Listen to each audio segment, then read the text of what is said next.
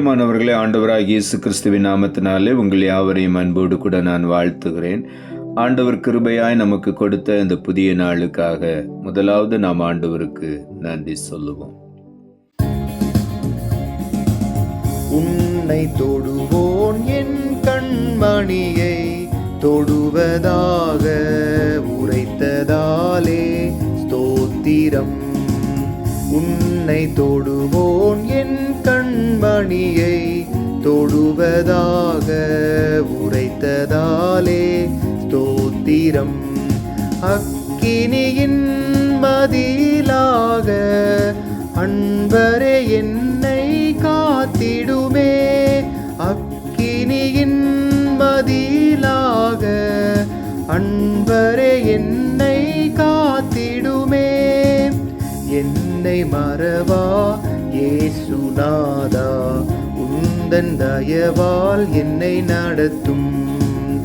என்னை மறவா இயேசுநாதா, உந்தன் தயவால் என்னை நடத்தும். இந்த நாளுக்கு அந்த ஆண்டவர் கொடுக்கிற ஒரு வார்த்தை ஏசாயா தீர்க்கதரிசன புஸ்தகம் 44 அதிகாரம் 21வது வசனம். ஏசாயா 44:21. நீ என் தாசன், நான் உன்னை உருவாக்கினேன். நீ என் தாசன், இஸ்ரவேலே, நீ என்னால் மறக்கப்படுவதில்லை. இந்த காலை வேளையில் ஆண்டுடைய வார்த்தை சொல்லுகிறது, நம் ஒவ்வொருவரையும் பார்த்து, உன்னை நான் உருவாக்கினேன், நீ என்னுடைய தாசன். எங்கேயோ இருந்த உன்னை நான் அழைத்து தெரிந்தெடுத்து உன்னை நான் மறுபடியும் உருவாக்கி என்னுடைய பிள்ளையாய் மாற்றியிருக்கிறேன். உன்னை இஸ்ரவேலாய் மாற்றியிருக்கிறேன். நீ ஒருபோதும் என்னால் மறக்கப்படுவது இல்லை என்று ஆண்டவர் சொல்லுகிறார். காரணம், அவர் நம்மை உருவாக்கினார். அவரை போல நம்மை மறுரூபமாக்கி இருக்கிறார். அவருடைய உள்ளங்கையில நம்மை வரைந்து வைத்திருக்கிறார். ஒருபோதும் நம்மை அவர் மறந்து விடுகிற தேவன் அல்ல. ஆகவே இந்த காலை வேளையில ஒவ்வொருவர் உற்சாகமாய் காணப்படுவோம். அவர் நம்மில் நினைவாயிருக்கிறார். கர்த்தர் ஒருபோதும் நம்மை மறக்க மாட்டார். ஏசாயா தீர்க்கதரிசன புஸ்தகம் 49 அதிகாரம் 3வது வசனம் சொல்லுகிறது, அவர் என்னை நோக்கி, நீ என் தாசன் இஸ்ரவேலே, நான் உன்னில் மகிமைப்படுவேன் என்றார். இந்த காலை வேளையில் ஆண்டவர் சொல்லுகிறார், நான் உன்னில் மகிமைப்படுவேன், உன்னிலே என் மகிமையை நான் வெளிப்படுத்துவேன் என்று சொல்லுகிறார். ஆகவே நீங்கள் விசேஷித்தமானவர்கள். இந்த காலை வேளையில ஆண்டவர் நம் ஒவ்வொருவரையும் பார்த்து சொல்லுகிறார், நீ என்னுடைய தாசன், நீ என்னுடைய மகன், இஸ்ரவேலே, நீ என்னாலே தெரிந்து கொள்ளப்பட்டவன், நான் உன்னில் மகிமைப்படுவேன் என்று இந்த காலை வேளையில் ஆண்டவர் சொல்லுகிறார். நாம் உற்சாகமாய் காணப்படுவோம். நம்மிலே கர்த்தர் தம்முடைய மகிமையை வெளிப்படுத்த போகிறார். நாம் மகிமைப்படுவோம். ஆண்டவர் நம்மை மகிமையின் மேல் மகிமை அடைய செய்வார். ஒருபோதும் நாம் வெட்கப்பட்டு போவதில்லை. இந்த காலை வேளையில உற்சாகமாய் காணப்படுவோம். சங்கீதங்களின் புஸ்தகம் 119 அதிகாரம் 73 வசனம் இப்படியாய் சொல்லுகிறது, உம்முடைய கரங்கள் என்னை உண்டாக்கி என்னை உருவாக்கிற்று. உம்முடைய கற்பனைகளை கற்றுக்கொள்ள என்னை உணர்வுள்ளவனாக்கும் என்று தாவீது எழுதுகிறார். உம்முடைய கரங்கள் தான் என்னை உண்டாக்கிற்று. உம்முடைய கரங்கள் தான் என்னை மறுபடியும் உருவாக்கிற்று.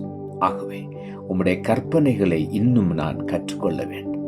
என்னை உணர்வுள்ளவனாய் மாற்றும் என்று சொல்லுகிறார். அந்த காலை வேளையிலே நாம் ஒவ்வொருவரும் ஆண்டவரை பார்த்து கேட்போம், ஆண்டவரே, என்னை உணர்வுள்ளவனாய் மாற்றும். நான் உம்முடைய கற்பனைகளை கற்றுக்கொள்ள வேண்டும்.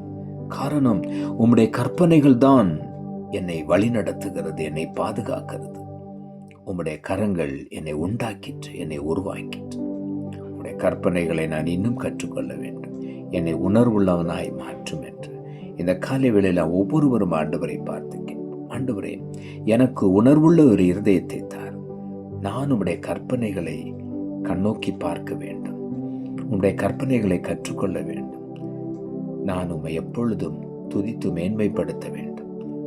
இந்த வாஞ்சையோடு கூட நாம் கடந்து போகும் பொழுது கர்த்தர் நம்முடைய வாழ்க்கையில ஆராய்ந்து முடியாத காரியங்களை செய்வார். எண்ணி முடியாத அற்புதங்களை அவர் செய்வார்.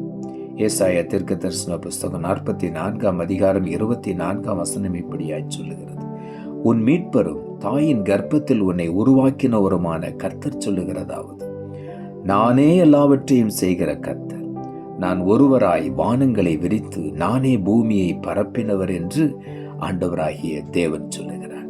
தாயின் கற்பத்திலே நம்மை உருவாக்கின ஆண்டவர். அவருடைய கரங்கள் தான் எல்லாவற்றையும் செய்கிற வல்லமையுள்ள கரம். அவர் எல்லாவற்றையும் செய்கிற கர்த்தர். அவர் ஒருவராய் வானங்களை விரித்தவர், பூமியை பரப்பினவர். இந்த காலை வேளையில நாம் அவருடைய சமூகத்தில் விலையேறப்பெற்றவர்கள். நம்மை அவருடைய சாயலிலே உருவாக்கினார். ஆண்டவருக்கு பிரியமானவர்களாய் நம்மை மாற்றி இருக்கிறார். மறுபடியும் நம்மை உருவாக்கி அவருடைய பிள்ளைகளாய் மாற்றி இருக்கிறார். ஆகவே இந்த காலை வேளையில உற்சாகமாய் ஆண்டவரை நாம் மகிமைப்படுத்தும். சங்கீதங்களின் புஸ்தகம் 9ஆம் அதிகாரம் 18ஆம் வசனம் சொல்லுகிறது, எளியவன் என்றைக்கு மறக்கப்படுவதில்லை, சிறுமைப்பட்டவருடைய நம்பிக்கை ஒருபோதும் கெட்டு போவதில்லை. இந்த காலை வேளையில நாம் எளியவர்களாக இருக்கலாம், மற்றவர்கள் நம்மை அற்பமாய் நினைக்கலாம். ஆனால் கர்த்தர் நம்மை உள்ளங்கையில வரைந்து வைத்திருக்கிறார். அவர் சொல்லுகிறார், நீ என்னால் மறக்கப்படுவதே இல்லை என்று சொல்லி. எளியவன் என்றைக்கு மறக்கப்படுவதில்லை என்று வேதம் சொல்லுகிறது. சிறுமைப்பட்டவருடைய நம்பிக்கை ஒருபோதும் கெட்டு போவதில்லை. ஒருவேளை நான் சிறுமைப்படுத்தப்பட்டிருக்கலாம், ஆனால் கர்த்தரை நம்பும் பொழுது ஒரு நாளும் நாம் சிறுமைப்பட்டு போவது இல்லை. அந்த சிறுமையிலிருந்து நம்மை தூக்கி எடுத்து நம்மை மேன்மையாய் ஆண்டவர் ஆசீர்வதிப்பார். நாம் ஒருபோதும் கெட்டு போவதில்லை. ஆண்டவர் தம்முடைய உள்ளங்கையில நம்மை வைத்திருக்கிறார். ஆகவே இந்த காலை வேளையில உள்ளத்தின் ஆழத்திலிருந்து, ஆண்டவரே நீர் மாத்திரம் என்மேல் நினைவாயிருக்கிறபடியினால் உமக்கு நன்றி என்று சொல்லுவோம். உள்ளத்தின் ஆழத்திலிருந்து ஆண்டவரை நன்றியோடு நாம் ஸ்தோத்திரிப்போம், நாம் ஜெபிப்போம். அன்புள்ள ஆண்டவரை, கிருபையா நீர் கொடுத்த இந்த புதிய நாளுக்காய் மறுபடியும் எமக்கு நன்றி செலுத்துகிறோம். ஆண்டவர் கொடுத்த ஜீவனுள்ள வார்த்தைக்காக நன்றி. நீ என் தாசன், நான் உன்னை உருவாக்கினேன்.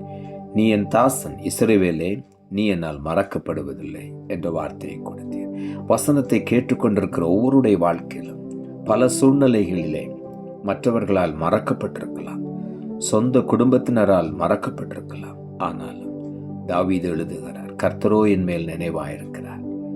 காரணம், தாவீது எல்லாராலும் மறக்கப்பட்டான், ஆனால் கர்த்தர் அவனை கண்ணோக்கி பார்த்தார். இந்த காலை வேளையிலும் நம் ஒவ்வொருவரையும் ஆண்டவர் கண்ணோக்கி பார்க்கிறார். அவர் சொல்லுகிறார், நீ என்னால் மறக்கப்படுவதில்லை.